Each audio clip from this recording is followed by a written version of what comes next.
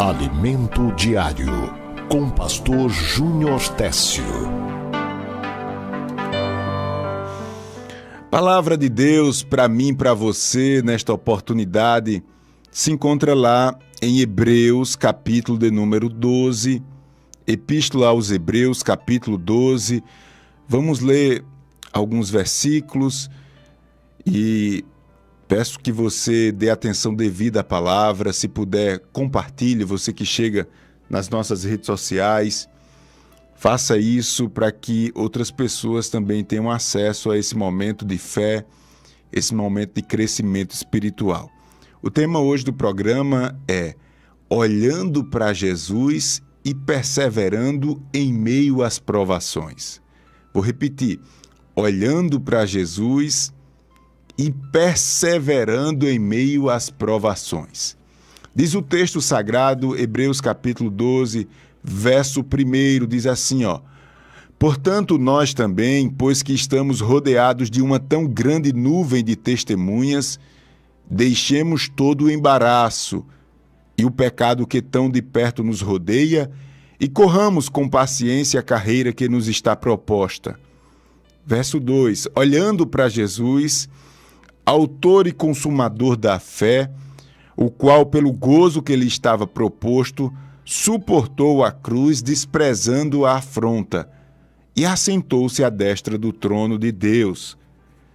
Considerai, pois, aquele que suportou tais contradições dos pecadores contra si mesmo, para que não enfraqueçais, desfalecendo em vossos ânimos. Ainda não resististes até o sangue, combatendo contra o pecado. Meus queridos e amados irmãos, essa palavra é uma palavra que nos traz um consolo, mas também que nos exorta a respeito da continuidade da nossa fé. O Senhor, ele tem um apreço muito grande por aqueles que perseveram, aqueles que começam e terminam. Na verdade, nós temos um mau costume de deixar as coisas a fazer, deixar as coisas pela metade. E isso reflete na nossa vida espiritual. Até porque a nossa vida espiritual, ela não pode ser fortalecida simplesmente porque você tem boa vontade. Pastor Júnior, está chegando o final do ano, você que está me assistindo aqui ao vivo, e, pastor, eu vou mudar isso, vou mudar aquilo, eu vou prometer à família que não vou fazer mais aquilo, vou aqui fazer uma reunião familiar e tal. Por melhor que seja a sua intenção, por melhor que seja o seu coração, você não consegue dar continuidade às coisas espirituais simplesmente na força do braço. Você precisa de um auxílio, e esse auxílio é Jesus. Por isso que a mensagem de hoje nos diz, olhando para Jesus. E a gente vai ver o que de fato significa olhar para Jesus e perseverar. Pois bem, olha, o Senhor, ele não chama os preparados. Deus, ele prepara os disponíveis. Isto quer dizer que a sua disponibilidade vai lhe levar por caminhos de êxito. Sua disponibilidade vai lhe levar por caminhos que você vai conhecer melhor o seu Deus. Não se preocupe se você não está preparado. Se preocupe se você está disponível. Não importa o que você fez esse final de semana, não importa. Nem eu, nem ninguém pode te condenar. O que eu quero te dizer é que Jesus te dá uma grande oportunidade hoje. A oportunidade de você reconhecer que não dá para prosseguir sem Jesus.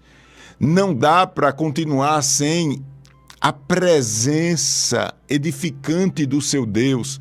Então, o escritor aos Hebreus, nessa oportunidade, ele nos dá alguns passos para que a gente comece a praticar e não desfaleça em vossos ânimos. É o que diz o texto sagrado, né?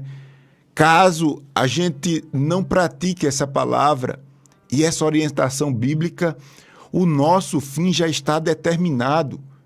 E o fim é tristeza, desânimo e recuo. Recuo, de recuar. Se você não olhar para Jesus, você vai recuar. Se você não olhar para Jesus, você vai enfraquecer. Você vai entrar num processo onde o mundo, ele vai te poldar. Só tem Jesus mesmo na sua vida. Só tem Jesus. E glória a Deus que você tem Jesus. A palavra do Senhor diz que todas as coisas foram feitas, foram contornadas mediante o Pai. Tudo foi feito a partir de Jesus. Jesus é o começo, é o meio e o fim. Jesus é o que te protege, é o que dá a vida. É o que não deixa o mal destruir a tua casa, a tua família. É Jesus que é o sentido de todas as coisas. Em Jesus nós existimos. Em Jesus nós temos um rumo na vida, pedindo sempre para que o Senhor nos molde, aplique em nós o caráter de Cristo. É Jesus. E é interessante perceber que nessa palavra o escritor aos Hebreus ele nos dá o que eu chamo de alguns degraus para que nós possamos alcançar, para que nós possamos acessar, aleluia, essa alegria que nos faz olhar para Jesus e perseverar em meio às provações. E o texto nos diz assim, deixemos todo o embaraço e o pecado que tão de perto nos rodeia, deixando todos os embaraços. Olhe, se você não cuidar da sua vida, você vai ver que ninguém cuida dela. Talvez tenha alguém que atrapalhe a sua vida, mas cuidar da sua vida, eu acho muito difícil alguém querer cuidar da sua vida, alguém querer preservar a sua vida, alguém que tenha um interesse maior do que você mesmo. Mas acontece que as coisas na vida, irmãos, precisam de prioridade. Você está cuidando mais da vida dos outros do que da sua própria vida. É assim. Você está muito preocupado com o seu filho, com o bem-estar do seu filho, onde seu filho vai estudar, onde seu filho não vai estudar. Você está muito preocupado com o futuro. Você está muito preocupado com o seu esposo. Você diz, pastor Júnior, as coisas não estão boas não. Meu esposo, minha esposa está esfriando na fé, pastor. E eu estou vendo como isso tem trazido problema para dentro de casa. E você quer cuidar da vida espiritual do seu filho, do seu esposo, da sua esposa. Você quer trabalhar para levar o pão para casa. Mas acontece de uma coisa. Você quer estar bem com todo mundo e cuidar de todo mundo e você esquece de você. Para você estar bem com os outros, você precisa estar bem com você mesmo. Para você cuidar dos outros, você tem que cuidar de você primeiro. Então é tempo de organizar as coisas espirituais da sua vida. É tempo de você parar um pouquinho e reorganizar as prateleiras espirituais da sua vida. Com essa expressão, deixando o embaraço, eu estou chamando você, ou chamando a sua atenção, para que a nossa vida, a sua vida, seja reiniciada, seja reorganizada, que você perceba que é tempo de você olhar e se perguntar, meu Deus, o que é que está me atrapalhando tanto, hein? O que é que me faz perder tanto vigor? O que é que está me desgastando emocionalmente em tanto? O que é que eu estou supervalorizando e tem me deixado assim tão para baixo? O que é, pastor Júnior, que eu estou fazendo que eu devo ressignificar tudo isso? Eu devo dar uma organizada na minha vida. Por isso que a palavra do Senhor nos ensina, deixando os embaraços. Os embaraços, irmãos, é justamente aquilo que não nos ajuda e a gente se apega tanto. Os embaraços é justamente aquilo que dificulta a nossa jornada, que dificulta nós termos um senso correto daquilo que Deus quer para mim, daquilo que Deus quer operar na minha vida. Em outras palavras, Deus está dizendo assim: meu filho, é hora de você dar um basta naquilo que está te atrapalhando. É hora de você valorizar mais aquilo que te ajuda e não atrapalha. Às vezes, irmãos, é uma amizade, às vezes é o uso desordenado do celular, e eu falo aqui, muito tempo que você passa em rede social, muito tempo que você passa na televisão, vendo e fazendo coisas que não vão contribuir diretamente para a sua vida. E do outro lado, a palavra nos ensina que você deve produzir, prosperar, crescer, investir. E você está fazendo o quê? Está esperando a vida te levar, é?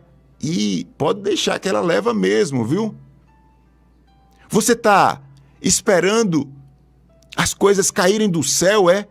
Cuida na vida, homem. Cuida na vida, mulher. Trata do teu interior através das práticas espirituais ou de uma rotina espiritual através da oração, do jejum, das esmolas. Ei, cuida na vida. O tempo está passando.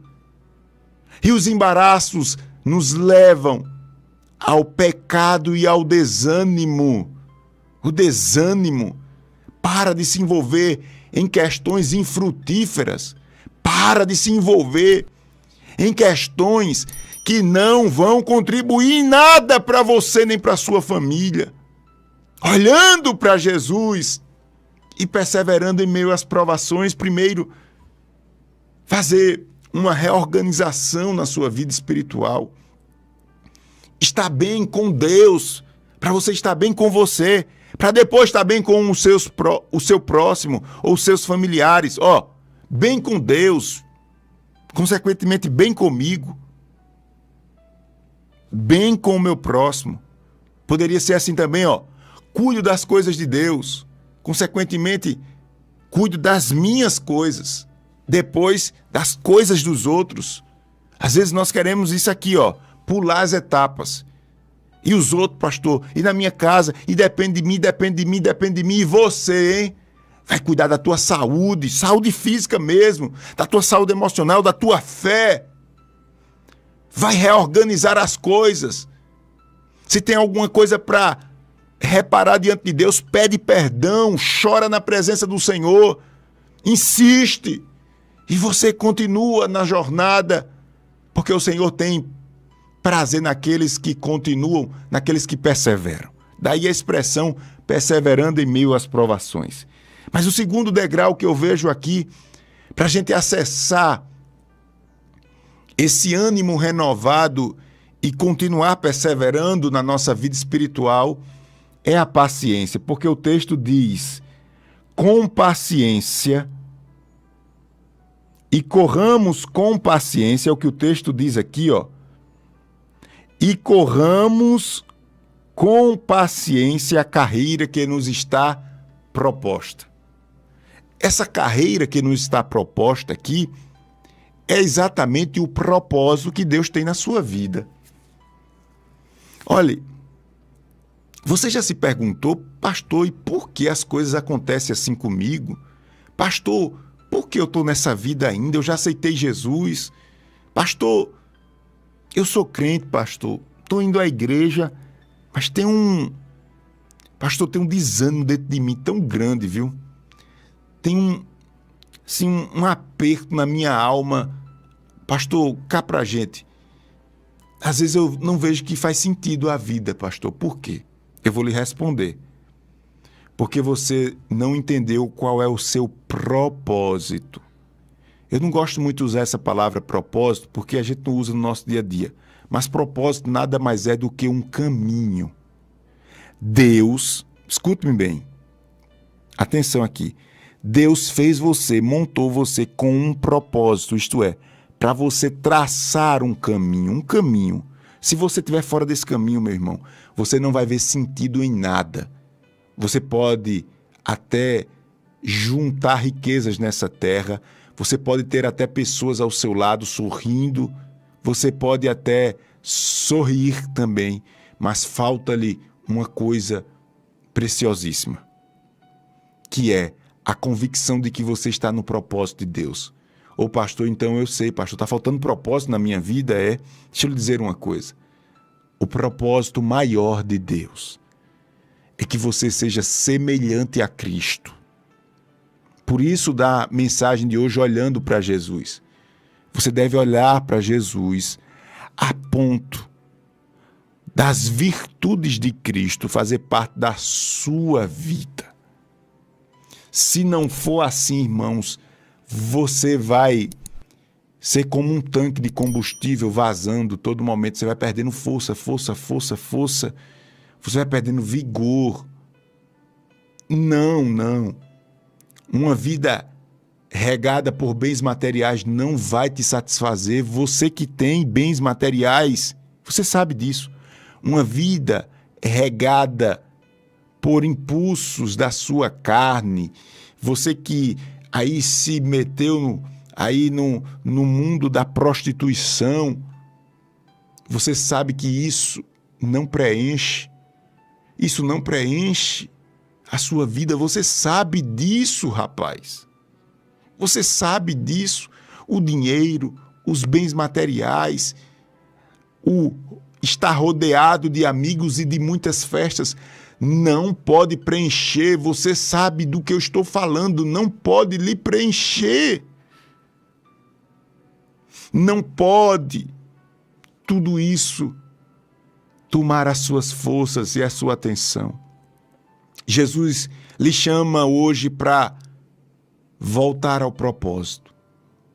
E esse propósito ele é contínuo. Às vezes é até lento.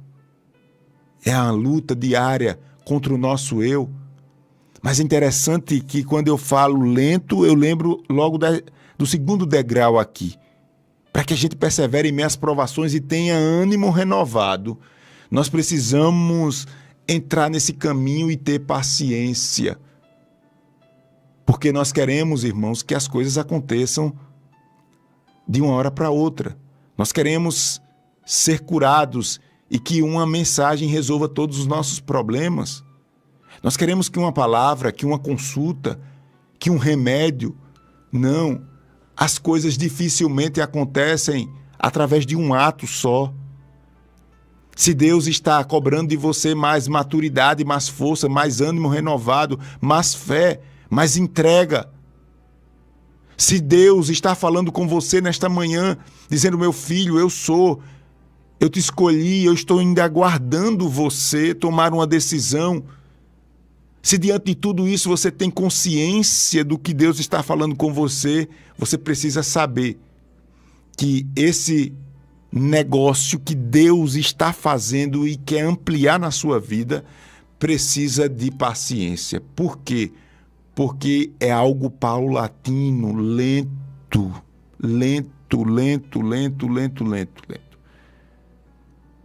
Por isso que muitas pessoas deixam e abandonam a fé, sabe por quê?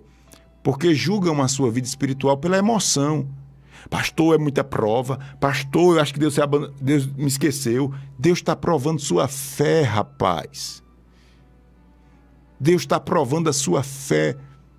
Eu, quando percebo que alguma coisa acontece e eu tenho alguma direção que Deus está provando a minha fé, olha, irmãos, eu procuro fazer as coisas sabendo que Jesus está do meu ladinho ali, olhando para mim mais do que nunca. Porque Deus prova sim a nossa fé. Ele prova a nossa fé. Ele prova a nossa fé. E a sua fé, depois de provada e aprovada, vai gerar frutos eternos. Portanto, não olhe para trás. Não julgue sua vida espiritual pelas emoções. Não julgue pelo que os outros falam. Não julgue porque você está sentindo dor e necessidade agora. A vida espiritual, ela aponta para uma eternidade, não apenas para o presente. Então, primeiro degrau, para você perseverar em meio às provações, sempre olhando para Jesus e tendo um ânimo renovado, você precisa deixar os embaraços. Segundo, você precisa ter paciência. Terceiro e último, você precisa desprezar as afrontas. O verso 2 diz assim, que Jesus desprezou as afrontas e assentou-se à destra do trono de Deus. Isso quer dizer o seguinte, que você, infelizmente, foi programado, você foi minimizado pela sociedade a supervalorizar o que as pessoas falam. As pessoas têm um controle remoto da sua vida. E você não pode viver assim, porque você será escravo do que as pessoas falam. E você precisa ter luz própria. Você precisa explorar mais o que significa consciência tranquila. Porque os homens são malignos. Os homens, ora, te aplaude, ora te crucifica. Os homens, ora, te apontam um caminho, ora te julga nesse mesmo caminho. Os homens são iguais a você. Você mesmo. Você que não sabe o que quer. Pois bem, as pessoas que estão do seu lado também não sabem o que quer. Jesus já falou o quão difícil é essa geração. Lá no capítulo 11 de Mateus você pode ver, Jesus chama essa geração de geração indecisa, geração que pede ou que não sabe pedir o que quer, não sabe o que quer, melhor dizendo. Você vai entregar suas forças ao que as pessoas acham. Claro que nós precisamos, irmãos, e vivemos em sociedade. Há um padrão, mas essa sociedade que vivemos, ela é muito cruel. Ela não é só cruel, ela é hipócrita. Ela é hipócrita. E muitas vezes nós precisamos ser mais resistentes diante do que as pessoas falam, do que as pessoas querem para a nossa vida.